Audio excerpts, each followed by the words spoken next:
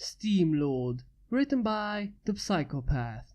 Chapter 11, Monster Hunters. After a heated night, Steamlord slept for quite a long time, with Sunrise on his stomach like a purring cat. However, after waking up, Sunrise was taken outside for a little stroll by Hospitaller, while Steamlord worked on the plans for the future versions of his Crusader Knights. They were currently at version 7.3, and the creator planned on skipping at least 17 generations of updates and have the bots go directly to version 9. Naturally, SS helped him along the way with his planning. Although now that he was a father, he needed to think about Sunrise's proper education. SS, although a very intelligent and competent AI, would over-explain things in terms not understandable by those not versed in engineering and science. Perhaps Twilight could help, what with Spike living with her, although he didn't exactly seem to be the brightest of children.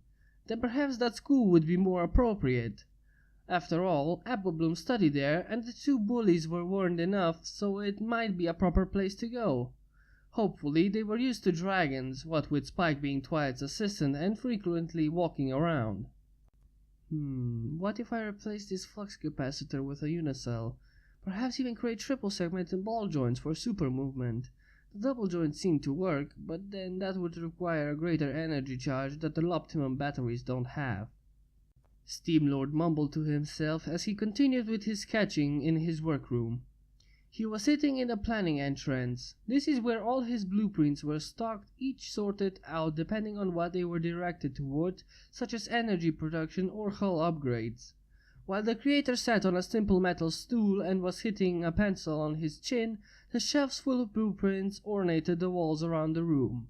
Two doors were available to him. One was the exit, while the other led to the experimentation room, where new models were made and tested. The sounds of claws ticking on the floor led to Sunrise entering the room and startling Steamlord.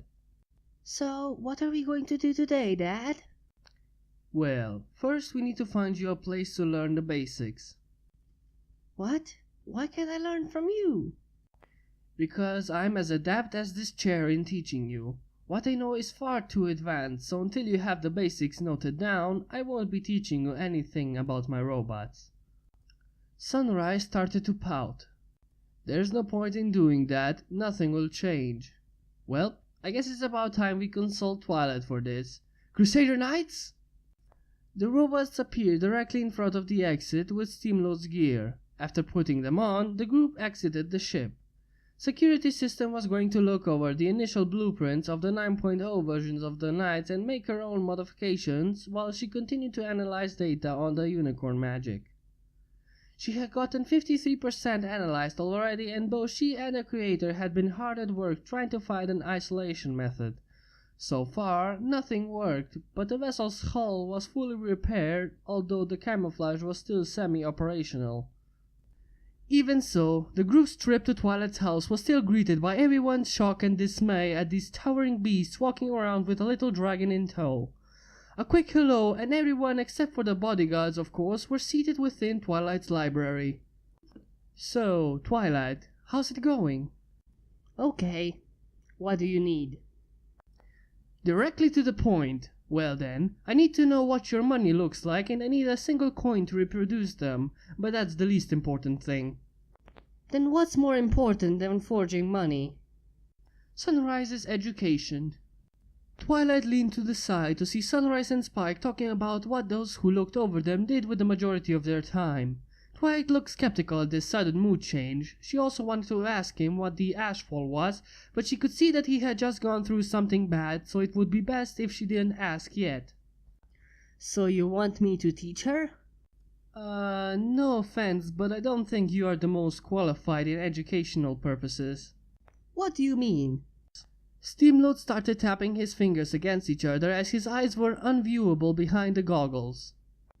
Fine, so you're thinking about putting her in the school that Applebloom goes to? That would be a good idea. What do you think? I'm not sure, although seeing as she already knows Applebloom a bit, she could talk with Sunpony after getting there and not feel left out. That's good. I suggest we go tomorrow then. You go. I have things to look over for the princess. You work for royalty? the man said in a seeming of disgust.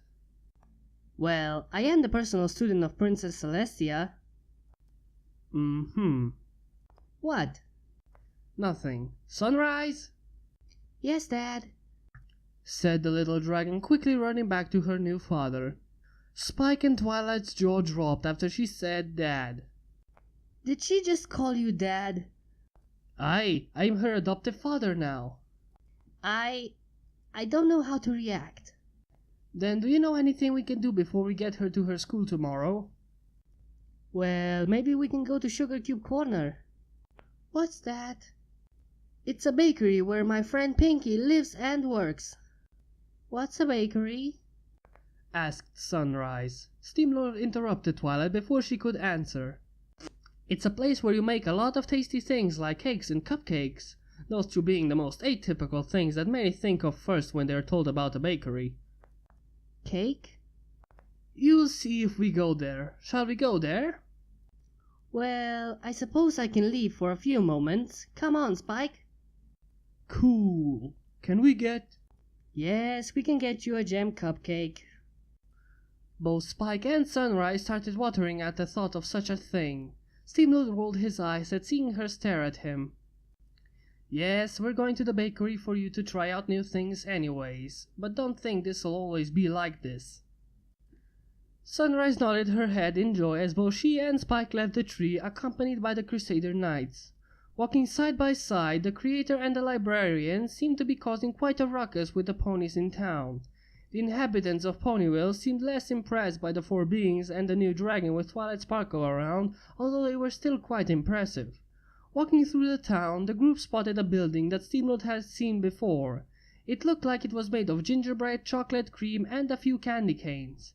This was definitely the bakery. However, as Twilight, Sunrise, and Spike walked through the door, the human found himself stopping to a massive spark illuminating the ground near him and throwing him far away from the bakery and onto his side. Steamlord's knights helped him up and unsheathed their claymores, scaring the residents. "Who did that? Show yourselves!" screamed Steamlord. "We did, heathen! We cleave thee in twain for your villainous ways." Further away stood two ponies who were quite weird. The first one was a rather atypical deep orange stallion with a yellow mane not too dissimilar to Applejack, although he wore grey armor over his body and held a sword aloft by magic, while a deep blue mare also with a yellow mane and a greenish armor and wielding daggers attached to her hooves stood before the human, who immediately lost all interest in the situation and started heading back into the bakery. Those two smelled of cliché and overdramatic music themes. However, the sword held by the orange one smashed right in front of Steamlord as he nearly reached the steps. "Hey, you dare ignore Flameblade?" And Icy Storm! Even their names were lame. With a facepalm, the human turned around to ask them. "What do you want?" "We are monster hunters, employed by Celestia herself." The ponies around started mumbling while Twilight tried to peek her head out. Steamlord motioned his head for her to go back inside. The man's grin reassured her in knowing he had full control of the situation. "Oh really, and what makes you two old-timers think I'm a monster?" Old? yelled Icy. "Calm down, Icy. We heard that a giant golden machine fell from the sky, tearing away a portion of Cloudsdale. Coincidentally, your appearances happened right after the thing crashed deep within the nearby forest. We were tasked by the Sun Princess herself to investigate and kill the one responsible." "Cloudsdale? The hell is that?" "It's a town. Surely you are the creator of that contraption." "Even if I was, I don't recall plowing through an entire city. You don't just ignore that sort of thing." "Fine. You are still, however, a beast terrorizing this town and you must be stopped. We shall take you to the princess, seeing as you are of limited intelligence." "Limited? The creator of a new element and energy, the creator of designs you tiny little minds cannot hope to even think about. Crusader Knights, subdue them in a fun manner for yourselves." Hospitaller charged directly at Flame while Templar charged at Icy. However, as the clanking and slamming commenced, only two beings did nothing to intervene. Teutonic was simply standing and watching while Steamlord entered the bakery. The man dodged a flying cupcake in time, only to see a pink pony holding some type of giant cannon. Twilight and the two dragons were sitting at a rather small table as the two cakes were both holding candy canes shakily. Pinky, that's him! Oh, sorry about that. I just needed to test my cupcake cannon and I thought a scary monster coming into the bakery would be the best target. Monster? I am offended, Steamlord said in a mocking tone as he went towards Sunrise. You should be. Steamlord turned around with a smug look as Pinky did the same. Are you mocking me? I believe I am, sir. You want to fight about it? I agree to your challenge. The human slapped the pink pony on the face with a spare leather glove he kept in his jacket. Challenge accepted. Right, now please excuse me while I talk to Sunrise. Fine. Pinky pouted for about a second until she returned to her shenanigans with the cannon. So, how's the cupcake?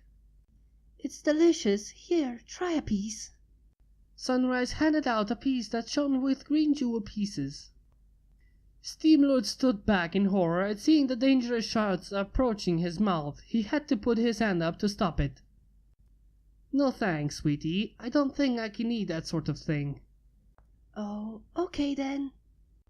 So, Steam, why exactly did you become her adoptive father? Pinky seemed to have heard this question and was speaking discreetly at the giant. Well, Twilight, I guess I just wanted to and I had to. Why exactly? Yes, I know I shouldn't intervene here, but we have two babies and I'm quite proud of having them. I wanted to become a father. Mr. Cake hugged the missus while saying this.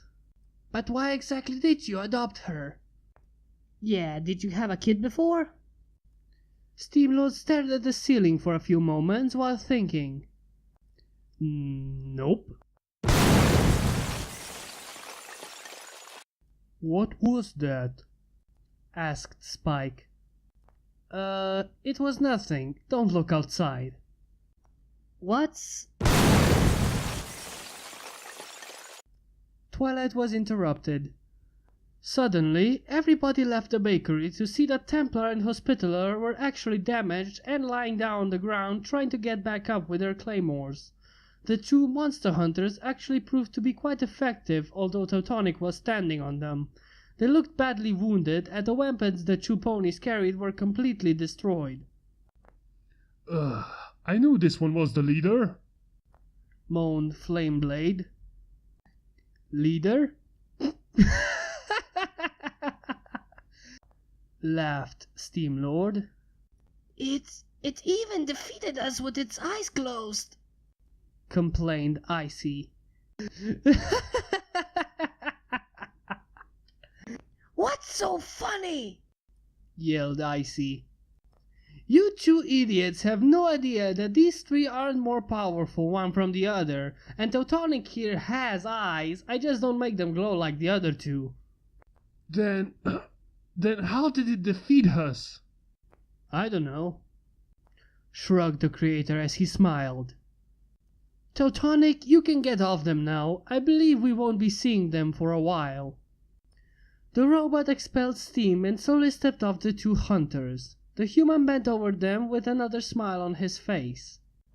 How about you both leave now before I get mad, Fine, but we shall return. We know that these things can be defeated, and we will do it as soon as we recover. You will be taken to Princess Celestia, promised Flameblade. Yada yada yada. No one cares about your life's ambitions. Icy stood up and held Flame out of his hole. With a final glare back, they both left while limping. Steamlord immediately dropped his good humor and ran towards his damaged bots. Shit, they're badly damaged. How the hell did they fail to these idiots? It seems like I need to implement the new upgrades now. Twilight? Yeah? Could you watch over Sunrise while I'm gone? You could go see things with her. So your creations are more important than your daughter? Not exactly. What do you mean, not exactly?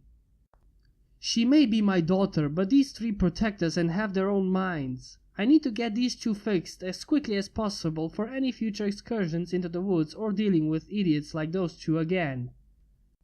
The man walked forward and talked to Sunrise. "I'm sorry that I'm not being a good father right now, but I must—" Sunrise stopped him. "I know. I don't want them to disappear either, especially Hospitaller. I mean, they are kinda like my uncles." Teutonic, the one who seemed to be the most emotionless of the three knights, twitched at what Sunrise said, but didn't really move from its position. Steamlord noticed quite well, but didn't say anything. He picked up a damaged Hospitaller and, with the aid of Teutonic, brought Templar back to the damaged vessel, leaving Sunrise behind with Pinkie Pie, Twilight Sparkle, and Spike. "Okay then, who wants to play a game?" asked Pinkie. "Ooh, I do," replied the yellow dragon.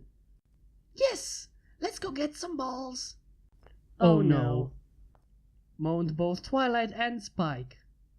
Meanwhile, back at the ship, all three robots were placed within capsules in the experimentation room.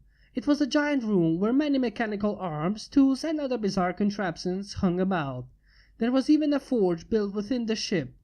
The furnace burned bright and hot out of the three vertical lines that were within the doors leading into the jaws of fire. However, Steamlord was working on the planned security system created. It's amazing how fast she could create things and upgrade them. She even went so far as to 9.0 the plans. The new plating and pieces had already been created by taking things from outside and recreating the molecules. Remoleculizing was a dangerous game, but the AI had all the necessary tools and steadiness to do it. All experiments done by Steamlord ended in disaster because of microshaking. The process is a tedious one involving the literal rearranging of protons, neutrons, and electrons into the specific quantity to produce the new atom. These new atoms were contained for stabilization and then fused together. The result was turning steel into water and so forth. The same could be done with rocks and wood. This is how so many resources were still created and being used by the creator. Of course, there were several issues and, like said, this was a tedious thing to do. Either way, the robots were being completely reconfigured from scratch, readying to be implemented their new upgrades and be turned into the symbols of hope and strength as the man saw in his dreams. Well, here you have another chapter of Steamlord. I hope you guys enjoyed, and if you did, hit that like button and subscribe. And here is your daily dose of brainwashing.